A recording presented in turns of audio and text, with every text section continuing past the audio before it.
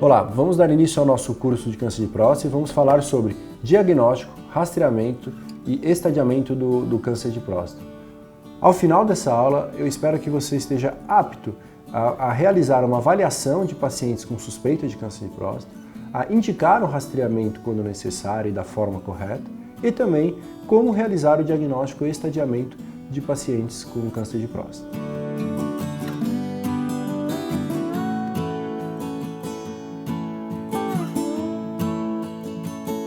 Nós vamos abordar alguns temas importantes, como qual a importância do câncer de próstata no cenário nacional, quando e como realizamos o rastreamento do câncer de próstata, como é realizado o diagnóstico de câncer de próstata e qual a importância de uma boa avaliação e de um bom estadiamento do câncer de próstata. É importante destacar que nos últimos anos a gente tem vivenciado um aumento da expectativa de vida, tanto da população masculina como da população feminina. E com isso, algumas consequências têm trazido para a nossa sociedade, principalmente em termos de saúde pública. Então, estamos tendo uma incidência maior de doenças crônicas e também de tumores ou neoplasias que estão associadas com a idade. Dentre elas é o câncer de próstata. O câncer de próstata tem uma grande correlação com a idade, ela começa a acometer as pessoas a partir dos 50 anos de idade, então com o envelhecimento populacional, a gente espera que mais pacientes vão ser diagnosticados com câncer de próstata. No Brasil, segundo dados do INCA, o câncer de próstata é o segundo tumor que mais mata os homens aqui no nosso cenário nacional. E 1 a cada 6 homens que estão ao nosso redor vão ter o diagnóstico do câncer de próstata. É importante destacar que nos últimos anos, desde a era do PSA, que foi descoberto na década de 80, a gente tem observado um importante aumento do diagnóstico do câncer de próstata, porque a gente tem feito uma busca ativa de pacientes suspeitos ou com fatores de risco para o câncer de próstata. Nesse mesmo tempo, como vocês podem ver nesse gráfico, a gente não observou um aumento da mortalidade, apesar do aumento da incidência. Isso demonstra que as medidas e tratamentos têm sido efetivas para controlar e aumentar a sobrevida de nossos pacientes. Esse aqui é um gráfico interessante, uma figura interessante, mostrando a modificação do perfil do diagnóstico de câncer de próstata na década de 90 e agora após 2000. O que acontece? Com o uso do screening, que é o rastreamento do câncer de próstata, nós temos diagnosticado a doença cada vez mais precoce. Então a gente tem um perfil de diagnóstico precoce, podendo assim realizar um tratamento de uma forma mais precoce e eficaz para o nosso paciente.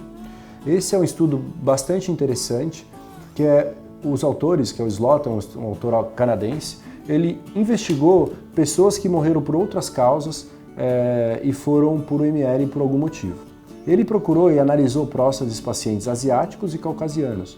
Nesse estudo, o que ele achou? Pacientes que morreram de diferentes causas, em boa parte deles, eles tinham câncer de próstata. O que isso significa para a gente?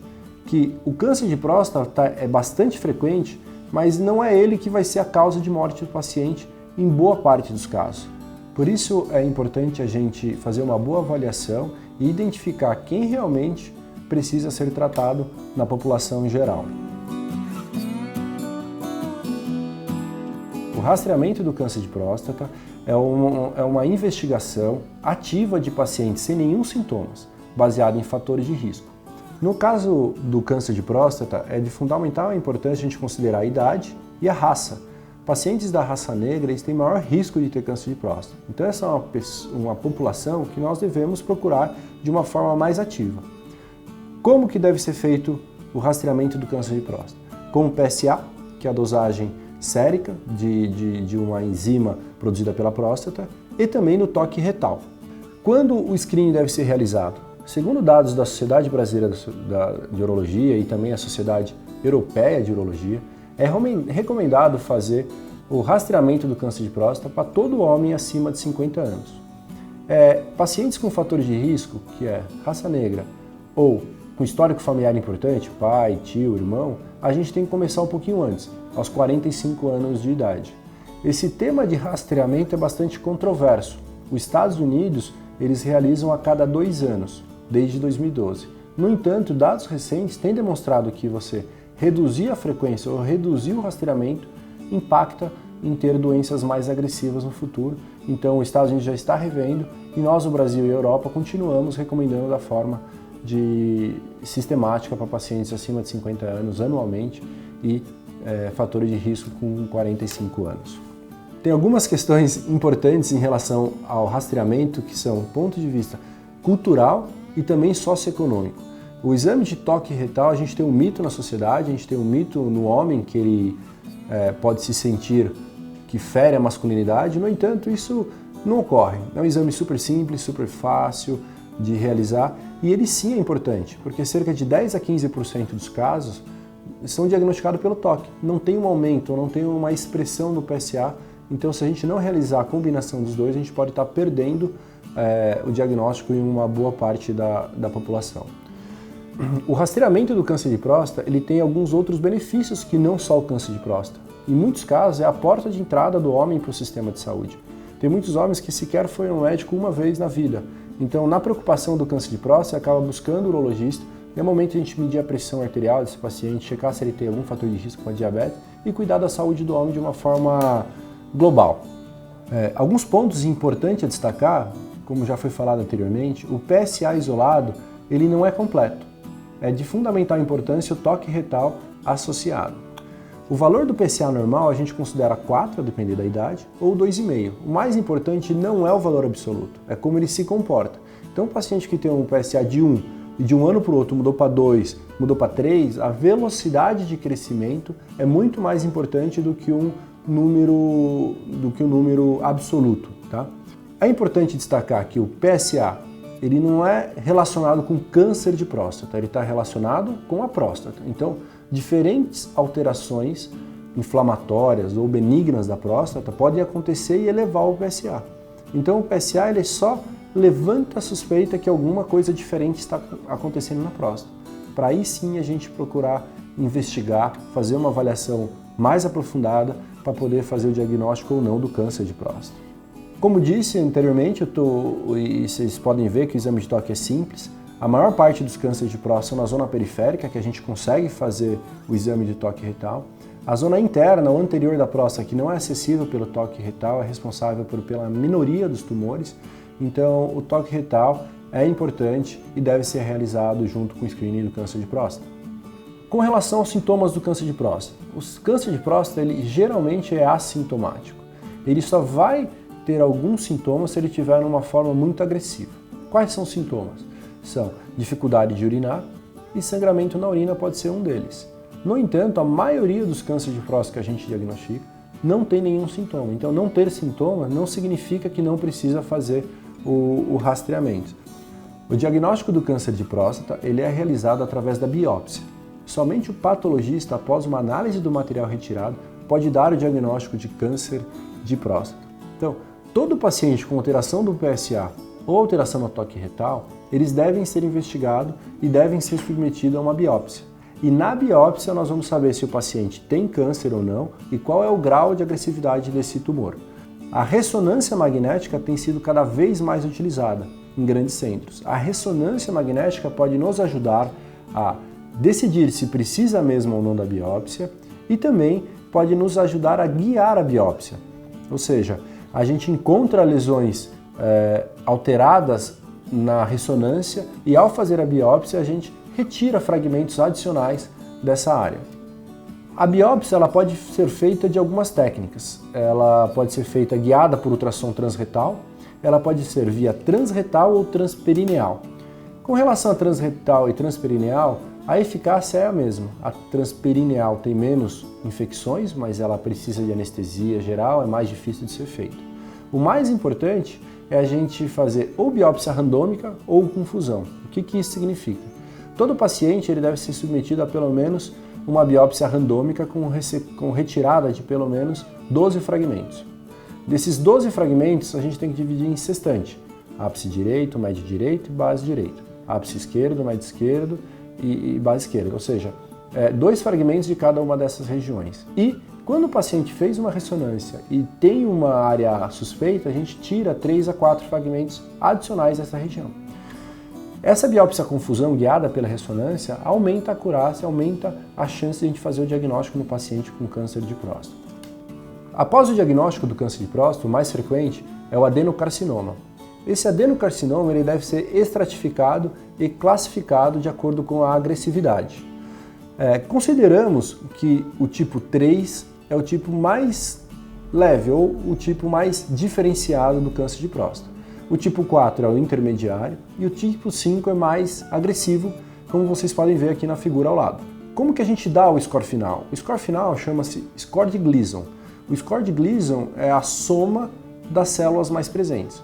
Por exemplo, se ele tem só o tipo 3, ele é 3 mais 3, então o score final dele é número 6, que é o mais bonzinho de todos. E o mais agressivo é o oposto, só tem células do tipo 5, então é 5 mais 5. Ele então seria um score 10. Se pacientes têm um pouquinho do 3 e um pouquinho do 4, ele é 3 mais 4, o score final é 7.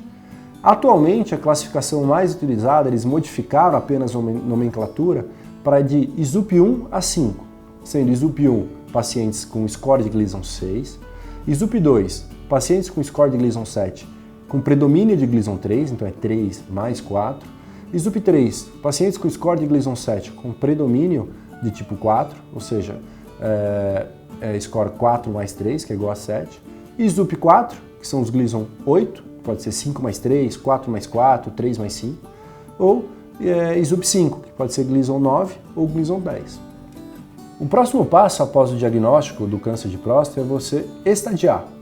Todo paciente com câncer de próstata, ele deve ser investigado ou deve ser estratificado de acordo com a agressividade e exames complementares devem ser solicitados para ter uma avaliação complementar para identificar uma doença extraprostática. Esses exames não precisam ser realizados em todo tipo de paciente. Por exemplo, pacientes com Gleason 6 ou com ISUP1, ele não deve ser submetido a uma ressonância, uma tomografia e nem cintilografia. No entanto, pacientes com Gleason 7, 8 e 9, eles sim devem ser investigados com pelo menos uma tomografia ou ressonância de pelve e uma cintilografia óssea em busca de doenças extraprostáticas. O estadiamento é realizado através do critério TNM, então T a gente vai saber qual o grau de infiltração local, o N se linfonodos estão comprometidos e M se ele tem metástase ou não. E com isso a gente estratifica o risco e isso vai ser de fundamental importância para o tratamento. O estadiamento do câncer de próstata ele é de fundamental importância para a gente determinar o tratamento. Novos recursos tecnológicos têm sido adotados para otimizar o nosso estadiamento. Então tem alguns exames modernos, como o PET scan com PSMA, que você pode ver nessa figura, que eles têm uma maior acurácia na detecção de doenças fora da próstata. Então para pacientes com recorrência após o câncer de próstata ou pacientes com doença de alto risco, o PET scan pode ser realizado com o objetivo de a gente identificar doenças à distância que a gente não identificou com exames convencionais, e isso pode impactar no tratamento. Esses exames ainda não são de guidelines e ainda não devem ser recomendados de forma sistemática. Uma boa opção em relação a esses exames tecnológicos, uma coisa mais custo-efetiva, é a utilização dos nomogramas. Os nomogramas clínico-patológicos, que você utiliza dados do Gleason, número de fragmentos positivo, PSA, idade do paciente, e os nomogramas conseguem identificar ou conseguem estimar a taxa de doença linfonodal ou de doença à distância. Eu cito aqui, como você pode ver, o nomograma do Memorial, que eu acho que é o nomograma mais utilizado no mundo e é o que possui a acurácia melhor para nos ajudar na decisão do tratamento. Para encerrar nossa aula, eu gostaria de deixar alguns pontos importantes que foram abordados. Primeiro é relacionado à importância do câncer de próstata. O câncer de próstata é muito prevalente. Ele vai estar presente em 1 a cada 6 homens que estão no nosso convívio de trabalho, no convívio de amizades. O câncer de próstata, ele não gera sintoma na maioria dos casos. Por isso, é de fundamental importância o rastreamento, a busca ativa desses pacientes, mesmo sem sintomas. Para quem nós devemos fazer o estadiamento? Para todos os homens acima de 50 anos, todos os anos devemos colher PSA e realizar um toque retal. Pacientes com fatores de risco, raça negra ou antecedente familiar, devemos começar o rastreamento a partir dos 45 anos. Sempre após o diagnóstico do câncer de próstata, nós devemos avaliar a necessidade do estadiamento. Pacientes com doença de baixo risco, com Gleason 6, eles não precisam de exames complementares. Pacientes com Gleason 7 ou maior ou com PSA elevado, nós precisamos realizar exames complementares, como tomografia ou ressonância de pelve, para avaliar linfonodo, e também cintilografia, para avaliar se existe alguma metástase óssea, que é o sítio principal de disseminação dessa doença. Espero que esse conteúdo seja útil na sua prática clínica. Obrigado pela sua atenção.